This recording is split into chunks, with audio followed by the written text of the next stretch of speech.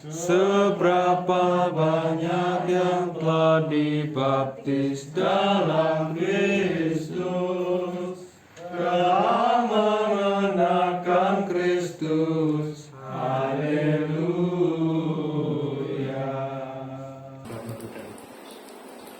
Saudara, ini adalah merupakan suatu kebahagiaan tersendiri karena ada kiriman dari atas, yaitu Ibu Suprinya, apa namanya? Baptisan, yang satu Sarah. Sarah, saya pas satu. Lazarus. Apa? Lazarus. Ya, kita dikirim Tuhan 2 orang. Semoga ini adalah kiriman yang setia. Artinya setelah dibaptis tidak hilang. Kita ada yang dikirim berbaptis hilang. Nah, semoga ini yang setia. Makanya kita akan memberikan pengajaran ini, ya, supaya nanti setelah pasca terutama setelah liturgi kita ada pengajaran tiap setelah liturgi. Saudara, Klimakos pernah mengatakan bahwa tidak semua orang yang telah dibaptis itu masuk surga. Tidak semua. Mengapa demikian? Karena baptisan itu artinya adalah penyatu tunggal. Jadi arti daripada keselamatan itu adalah penyatu tunggal. Nah, hal itu nyata sekali kalau kita melihat di dalam Markus 16 ayat 16. Barang siapa yang percaya dan dibaptis akan diselamatkan. Barang siapa yang tidak dibaptis, ya tidak diselamatkan. Artinya apa? Baptisan ini adalah merupakan landasan dan dasar seseorang untuk mendapatkan apa itu keselamatan. Karena arti daripada keselamatan itu adalah penyatu tunggal. Nah, itu juga digambarkan di dalam Yohanes 15.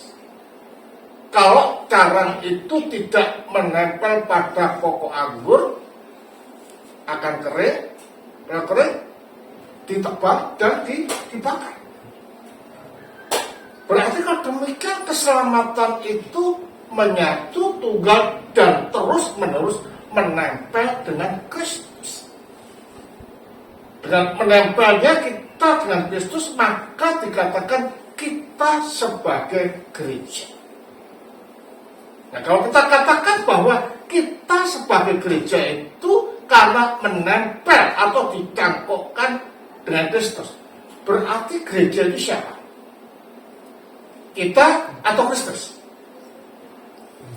Kristus. Ya, gereja itu Kristus.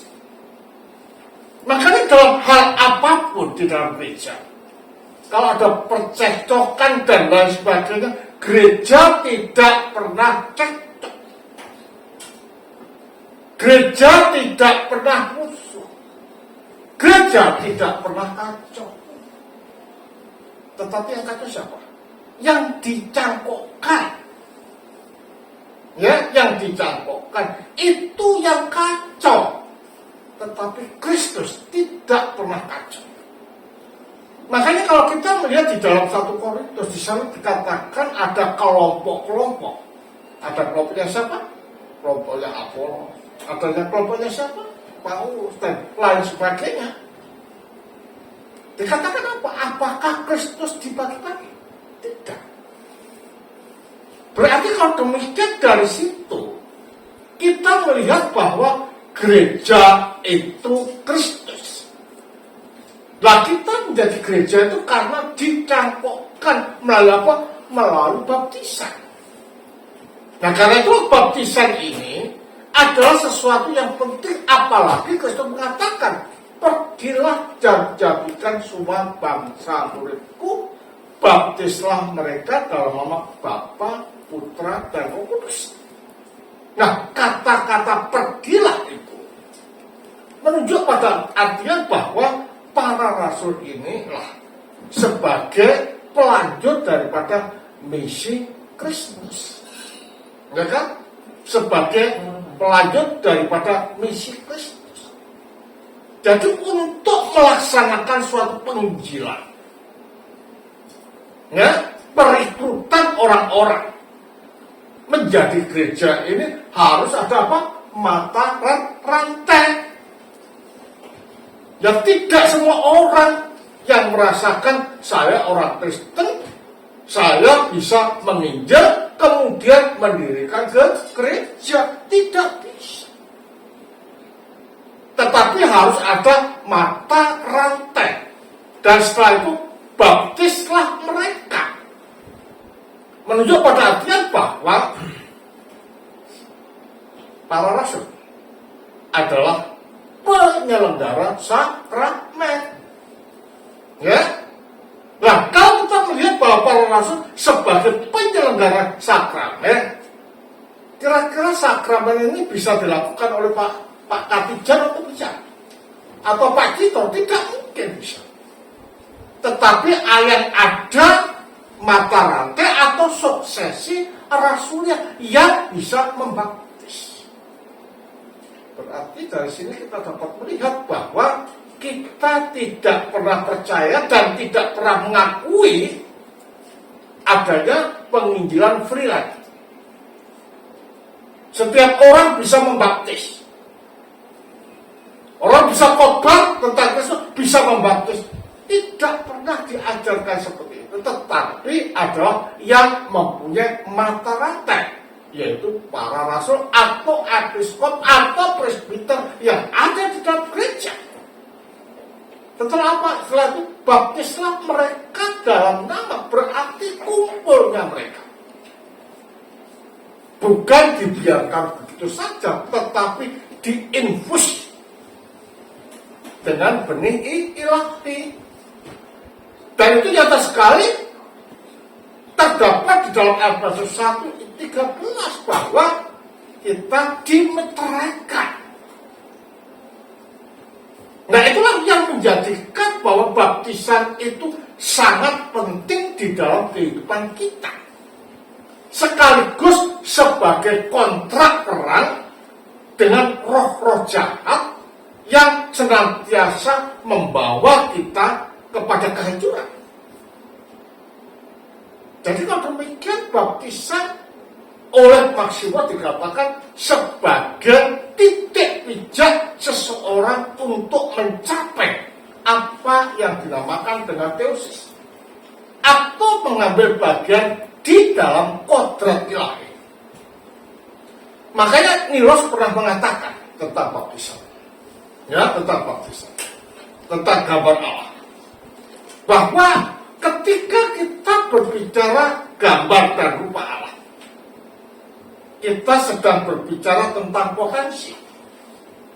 Potensi apa? Potensi manusia untuk dapat mencapai teosis atau mengambil bagian di dalam kodrat ilahi. Tetapi ketika kita berbicara tentang rupa dan gambar, kita ini sedang berbicara tentang standar hidup. Bahwa kita ini bisa mencapai kesempurnaan, mencapai kesucian, bahkan mengambil bagian di dalam kodrat ilahi kalau mempunyai standar moral yang baik. Kesuciannya, kata-katanya, hidupnya, etikanya, perilakunya, dan lain sebagainya, itu harus baik. Bahkan bukan bersifat relatif, tapi baik menurut standar Allah. Karena itu kita perlu berjuang di dalam itu. Nah, atas dasar inilah mengapa baptisan itu penting. Karena baptisan ini mengarahkan dan memasukkan Allah di dalam rohnya melalui energi di dalam kalbu ini.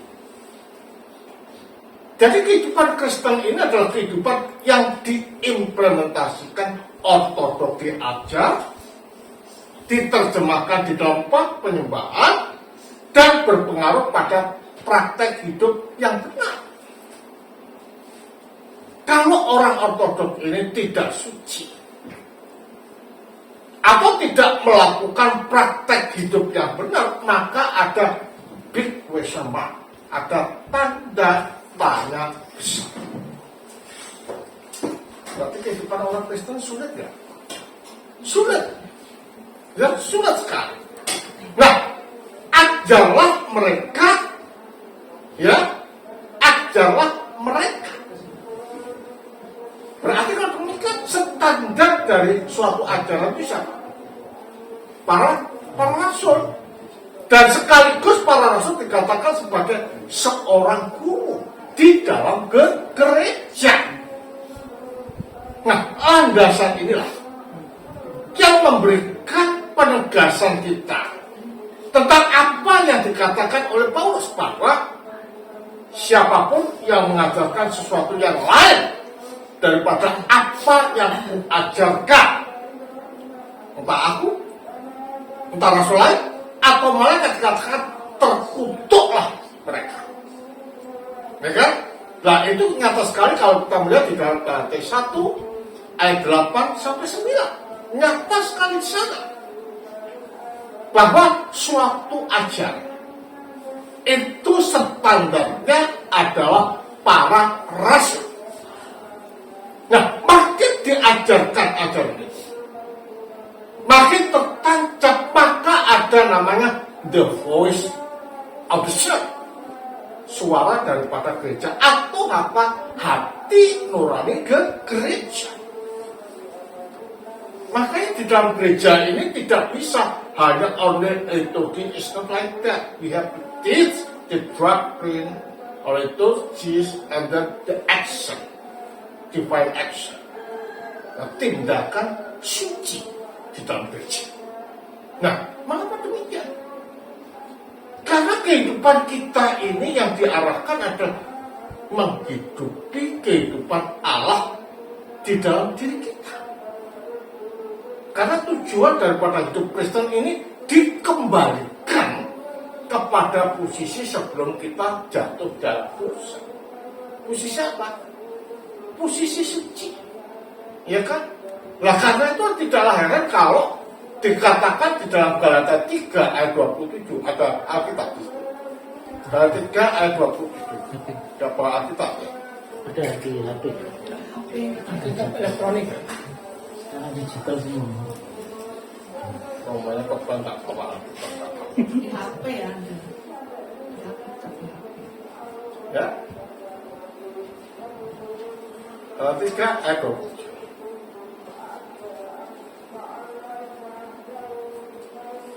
Karena kamu semua yang dibaptis dalam Kristus telah mengenakan Kristus. Karena kami yang telah dibaptis dalam Kristus telah mengenakan Kristus. Berarti kalau demikian baptisan ini tidaklah dapat dikatakan sebagai lambang, tetapi realita yang menyatukan kita dengan Kristus dalam kematian dan kebangkitan yang terjadi 2000 tahun yang lalu oleh Roh. Bahkan dikatakan di dalam Roma 6 ayat 1 sampai 3 jelas di sana. Baptisan bukan lambang. Ya, baptisan bukan simbol. Tetapi kita masuk di dalam kehidupan Kristus. Coba dilihat di dalam Roma 6 ayat 3 sampai 4. Atau tidak tahukah kamu bahwa kita semua yang telah dibaptis dalam Kristus telah dibaptis dalam kematiannya? Telah dibaptis dalam kematiannya. Pertanyaannya adalah, bagaimana mungkin Romo itu kan terjadi 2000 tahun yang lalu? Bagaimana kita dibaptis itu kita masuk di dalam penyatu tunggalan dengan kematian Kristus? Apakah airnya? Tidak. Tetapi berdasarkan makna inkarnasi, air itu dapat dijadikan sarana untuk menyatukan kita dengan kematian dan kebangkitan Yesus Kristus yang terjadi 2000 tahun yang lalu oleh Roh. Berarti yang menyatukan kita siapa? Nah, kata-kata baptisan akhirnya ada timbul muncul baptisan roh. Diidentikan dengan apa? Dengan samala kata, samala kete. Ya kan? Will gitu. Singkil malas sangkal malas. Seperti itu. Ya kan? Nah, mengapa dikatakan baptisan roh? Baptisan roh itu tidak ada kait-mengkait dengan samala kata, samala kete. Tetapi itu adalah menunjuk baptisan itu sendiri. Karena apa? Karena yang menyatukan kita dengan kematian dan kebangkitan Yesus Kristus yang terjadi 2000 tahun yang lalu adalah roh. Makanya baptisan itu juga dikatakan baptisan roh. Nah, di dalam gereja waktu itu melalui roh itu nisbi. Tidak ada kemarin, tidak ada sekarang, tidak ada yang akan datang. Yang ada adalah today. Karena sedang berbicara tentang kekekalan. Ya, tentang kekekalan. Nah, berarti kalau demikian ketika kita dibaptis dikatakan tadi mengenakan Kristus, ya, atau berjubahkan Kristus. Artinya kerak-kerak yang ada di dalam kalbu kita ini dosa itu tertutupi, ya, itu tidak kelihatan. Yang kelihatan siapa? Kristus ada di dalam kehidupan kita. Artinya apa? Yang nampak adalah kesucian. Yang nampak adalah kemuliaan. Yang nampak adalah kesempurnaan. Nah, dari sinilah kita tahu mengapa baptisan dikatakan sebagai kubur dan kandungan. Dikatakan kubur karena kita ditenggelamkan atau mati bersama-sama dengan Kristus. Setelah itu kita muncul dari air. Kita hidup baru atau kita dilahirkan baru oleh roh. Makanya dikatakan kandungan. Lah berarti kalau demikian pada waktu baptisan kita mengerti bahwa apa yang menjadi pengalaman Kristus juga pengalaman kita. Kebangkitan Kristus adalah kebangkitan kita, kenaikan Kristus adalah kenaikan kita. Nanti datangnya Kristus adalah datangnya kita. Karena apa? Di samping kita dibaptis, yang kedua adalah Kristus mengenakan totalitas kemanusiaan kita, baik masa lampau, sekarang, dan yang akan datang. Dan dari sinilah saudara, mengapa baptisan itu penting. Maka mengapa baptisan dikatakan sebagai sesuatu yang bersifat sakral. Mengapa baptisan ini harus dilakukan oleh orang percaya? Karena di situ kita sedang menapak dan mempunyai titik bijak untuk mencapai teosis atau mengambil bagian dalam pekerjaan. Mungkin ada yang tak, silakan. Siapa saja? Silakan. Jadi mungkin kalau salah dibenarkan. Jadi Romo bilang tadi kita selamat kalau kita menyatu dengan Kristus. Jadi itu berarti proses seumur hidup ya Romo. Jadi menyatu itu. Jadi keselamatannya apa bisa hilang Romo pada orang yang keselamatan itu tidak bisa hilang. Karena arti daripada keselamatan bukan menunjuk pada sesuatu, tapi menunjuk pada Kristus. Coba kita lihat di dalam Kisah Rasul 4 ayat 12.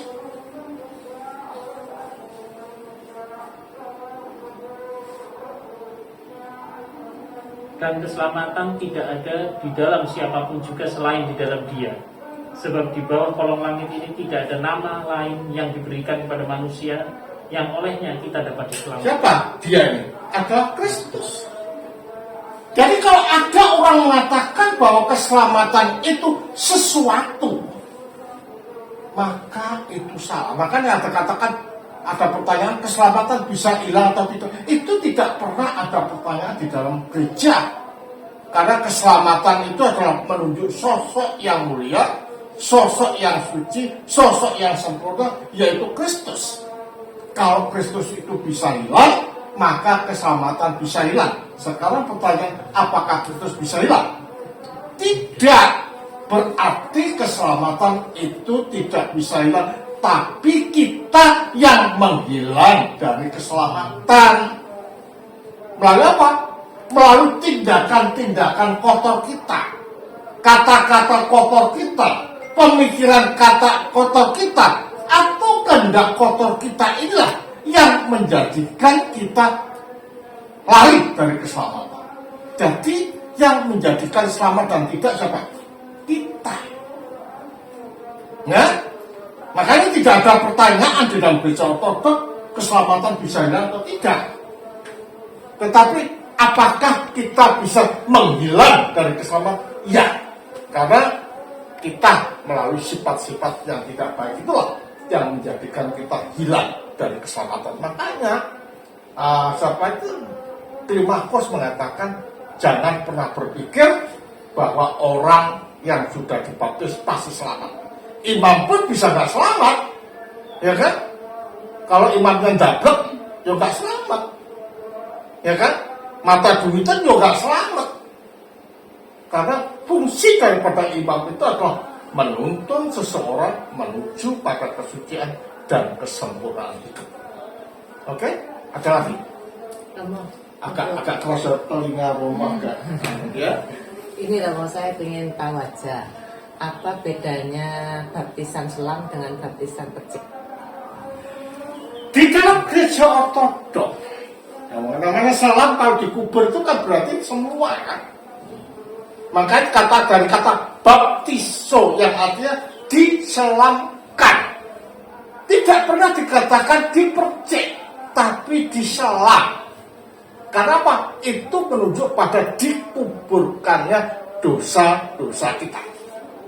Tetapi apakah gereja ortodoks itu bisa memercik? Itu dikatakan baptisan klinik. Kalau tidak mungkin terjadi, suatu misal sakit keras nggak mungkin kan ditenggelamkan, tapi bisa dipercik. Bahkan dengan debu pun boleh. Itu namanya baptisan klinik. Melihat situasi dan keadaan orang yang dibaptis. Tapi kalau memang orangnya sehat, ya tidak bisa. Harus baptisan selam. Artinya sama di mata Tuhan sama, atau memang Ya sama. Tetapi ingat, ini in one condition, merupakan persyaratan. Kalau keadaan orang itu betul-betul tidak bisa diselamatkan seperti yang terjadi dengan Pak Chandra, seperti dengan bapaknya Dokter Sandi, bisa dilakukan itu. Itu namanya baptisan klinik. Oke? Ada lagi? Tanyakan semua. Jadi sama seperti karya keselamatan Kristus itu melalui tubuh jasmaninya Kristus, darah Kristus, salib. Demikian juga kita itu berarti untuk keselamatan itu yang sudah diberikan Kristus itu diterapkan kepada kita ya melalui benda-benda jasmani ya. Iya. Di dalam sakral ini. Makanya kenapa sang sabda yang bersifat roh itu mengambil keberadaan baru yang sebelumnya tidak ada, yaitu sebagai manusia. Ya, makanya sebenarnya inti daripada sakramen itu letaknya bukan wujud sebenarnya Kristus itu sendiri. Arti daripada sakramen itu adalah menyalurkan sesuatu yang tidak nampak melalui yang nampak pada yang nampak. Itu arti rahmat atau sakramen itu. Jadi harus melalui media, yaitu daging manusia yang dikenakan oleh sang sabda menjelma Yesus Kristus. Jadi tiap kita tujuannya orang Kristen itu kan ya menyatu tunggalan dengan Kristus. Jadi dilakukan mula-mula berarti dengan pembaptisan ini kita menyatu dengan kematiannya dan kebangkitannya. Kemudian setelah itu kita Berusaha. diberi Roh Kudus melalui sakramen baptisma, sehingga kita menerima benihlah itu.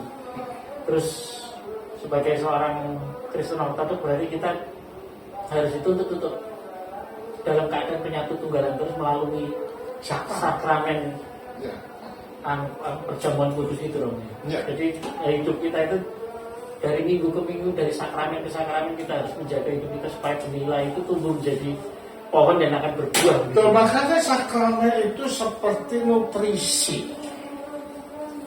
Kan ada makanannya, ada airnya, ada makanannya, ada minumnya.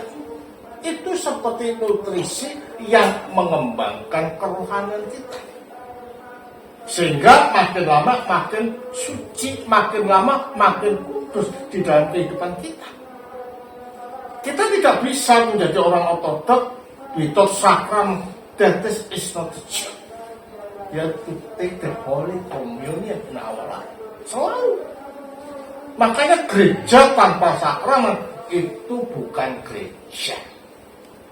Apalagi dilakukan 3 bulan sekali, 1 tahun sekali. It's not like that every day we have to take the Holy Communion. Oke? Jadi penting sakramen. Kalau jangan gereja tidak sakramen, ada apa? What's wrong with you? Kan harus pertanyaan gitu kan. Atau lagi? Apa perbedaannya doa yang diulang-ulang dengan doa yang berbelit-belit? Kenapa? Apa perbedaannya doa yang diulang-ulang dengan doa yang berbelit-belit? Seperti tidak mengenal Allah. Sama-sama berbelit-belit. Itu kan akar konteks daripada orang-orang Farisi. Doa di pinggir jalan supaya dilihat orang. Kalau kita nggak usah seperti Allah itu tahu batin kita kok.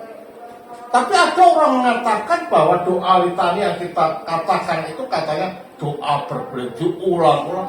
Bukan.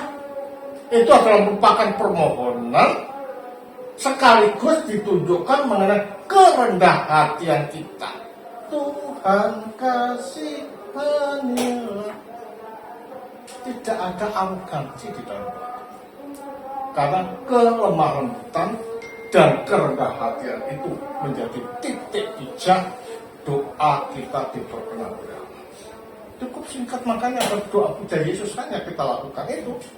Tuhan Yesus Kristus anak Allah, kasihlah hamba orang berdosa. Artinya apa? Artinya kita selalu menyelipkan nama-nama Allah di dalam kalbu kita. Sehingga kita selalu ingat Allah. Kenapa? Kalau kita tahu kalau tidak kecelakaan di jalan, ya apa itu kecelakaan? Nah kita sudah siap karena hati kita selalu diisi dengan nama Allah. Makanya itu dikatakan doa tak kunjung putus itu perlu dijalani oleh kita. Oke? Ini untuk baptisan tadi Romo. Untuk di ortodok apakah ada baptisan untuk anak-anak misalnya bayi atau anak-anak itu? Kalau memang ada, kan kita sudah menyatu ya. Kalau anak kecil kan belum bisa. Apakah itu tanggung jawab orang tua? Seperti memang yang Kristen yang lain kan ada yang masih bayi sudah dibaptis. Di sini ada apa? Apakah harus dewasa? Di dalam Kisah 16 ayat 33 coba disana terbuka. Ya, kalau nggak salah.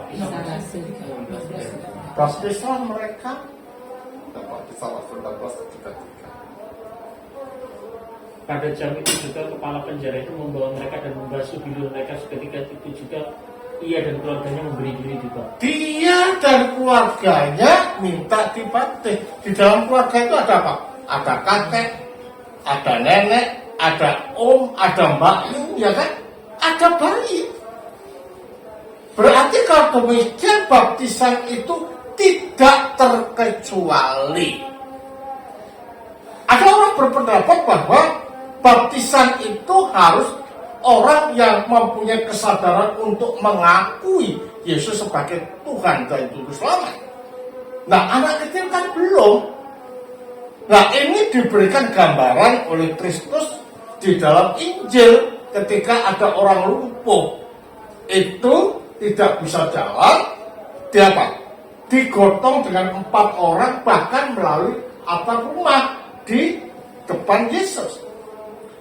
Karena iman mereka, bukan iman orang yang digotong, iman mereka. Nah, orang yang membawa bayi ini siapa? Karena iman daripada orang tuanya, supaya mereka juga diperbarui sebagaimana dia atau orang tuanya itu diperbarui. Dan disitulah perlunya apa yang dinamakan dengan Bapak Baptis. Nah, seperti ibu punya bapak ibu baptis siapa? Ibu Rita. Terus Mas Arif punya bapak baptis siapa? Mas Raditya. Lah, orang-orang yang menjadi bapak baptis itu harus orang yang mempunyai dedikasi tinggi terhadap gereja. Ya imannya, ya kesetiaannya, ya ilmunya tentang apa? Tentang gereja itu harus ada, supaya bisa membimbing anak-anak baptis ini kepada pengetahuan yang benar dari ajaran gereja. Jadi baptisan anak itu ada. Akhirnya kan tadi kalau sudah dewasa kan menyatu ya Romo ya. Ya. Kalau persen saya kalau anak kecil kan belum bisa, belum paham gitu. Berarti karena ada ibu baptisnya tadi ya Romo ya. Iya. Mungkin boleh nambah. Terus yang kedua, nah, ngambil perjamuan kudus itu kan sarana menyatu. Makanya di dalam konteks gereja, inti daripada penyembahan itu bukan pada khotbah, tetapi pada perjamuan kudus. Terus pertanyaannya adalah, kalau gitu khotbah nggak perlu? Ya perlu, karena khotbah ini adalah mendorong orang itu untuk memahami makna daripada perjamuan kudus dan makna daripada bagaimana hidup di dalam Kristus. Oke? Nah. Nyambung tadi pertanyaannya Ibu, kan Tuhan Yesus pernah berkata kepada para murid-muridnya, kalau barang siapa mau masuk ke dalam kerajaan surga, dia harus menjadi seperti anak kecil ini. Jadi anak kecil itu statusnya dibanding orang dewasa, dia lebih dulu masuk surga, Bu. Kalau orang dewasa itu, menurut saya mungkin orang dewasa kan kebanyakan sudah tidak murni seperti orang anak-anak. Ya karena anak kecil itu iya, merupakan suatu simbol kepolosan. Kalau orang dewasa saja boleh, apalagi anak-anak. Tuhan Yesus tidak pernah melarang mereka datang kepada Tuhan Yesus, meskipun dilarang oleh murid-muridnya pada waktu itu. Ya. Atau lagi? Oke? Kalau tidak, kita akan melanjutkan baptisan. Sudah ada? Itu Oke, kita lanjutkan baptisan dulu, lalu kita ikut. Terima kasih.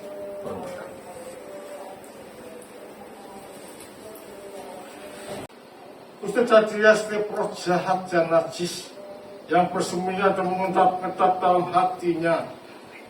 Usir dari dia setiap roh jahat dan najis yang bersembunyi dan mengendap-endap di dalam batinnya. Usir dari dia setiap roh jahat dan najis yang bersembunyi dan mengendap-endap dalam batinnya. Roh kesesalan, roh kejahatan, roh penyembahan berhala, dan semua keserakahan yang bekerja sesuai dengan pengajaran iblis. Jadi kalau dia dari domba gembalaan yang kudus,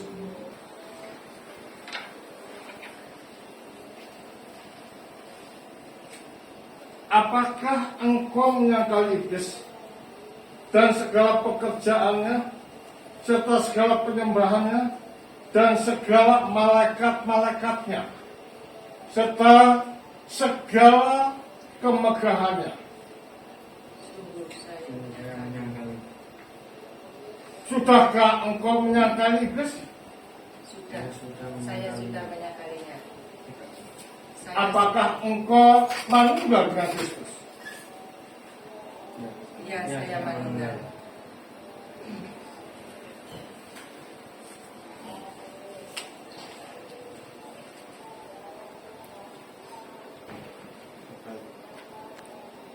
Apakah engkau manunggal dengan Kristus?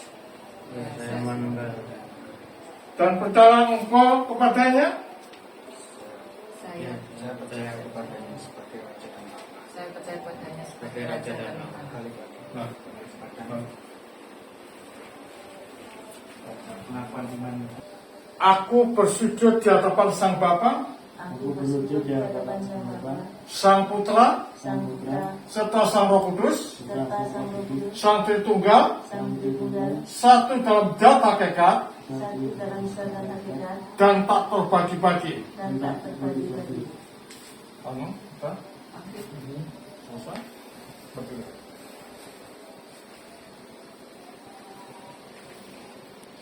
Semua kuasa-kuasa musuh diremukkan di bawah tanda salib-Mu yang mulia. Biarlah semua kuasa-kuasa musuh diremukkan di bawah tanda salib-Mu yang mulia. Biarlah semua musuh-musuh kuasanya diremukkan di bawah tanda salib-Mu yang mulia. Kami berdoa kepadamu ya Tuhan, biarlah setiap kuasa angin-angin yang tak nampak melarikan diri dari kami, dan janganlah roh kegelapan bersembunyi di dalam air ini, dan juga roh jahat membawa ke kekaburan tujuan serta pemikiran-pemikiran yang memberontak. Haleluya, haleluya, haleluya.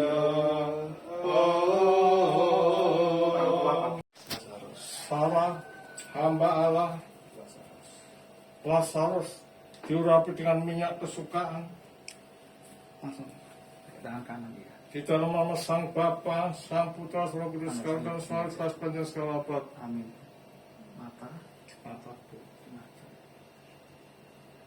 Telinga, telinga, telinga. bibir. Di bawah, di bawah. Hamba Allah Sarah dibaptis dalam nama Sang Bapa, Amin. Sang Putra, Amin. serta Sang Roh Kudus. Amin. Hamba Allah Lazarus dibaptis dalam nama Sang Bapa,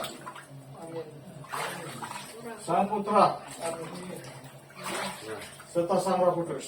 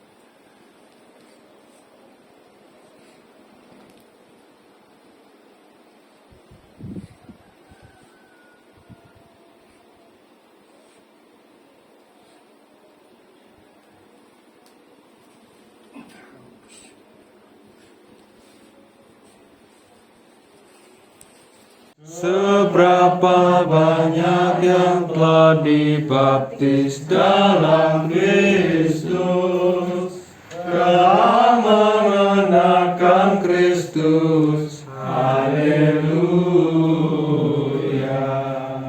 Seberapa banyak yang telah dibaptis dalam Kristus, telah mengenakan Kristus. Haleluya. Seberapa banyak yang telah dibaptis dalam Kristus, telah mengenakan Kristus. Haleluya.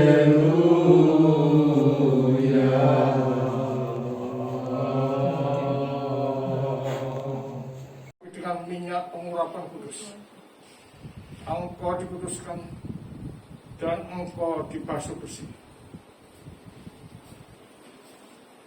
Engkau dibaptiskan, engkau diterangi, engkau diurapi dengan minyak pengurapan kudus.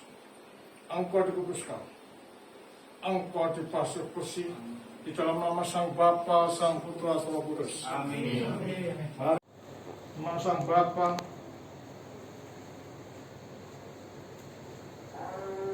Sang Putra, dan Sang Roh Kudus. Amin. Hamba Lazarus dicukur dalam nama Sang Bapa, Sang Putra,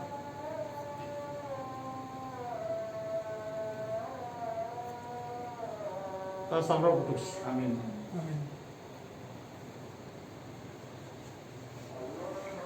Seberapa banyak yang telah dibaptis dalam Kristus, telah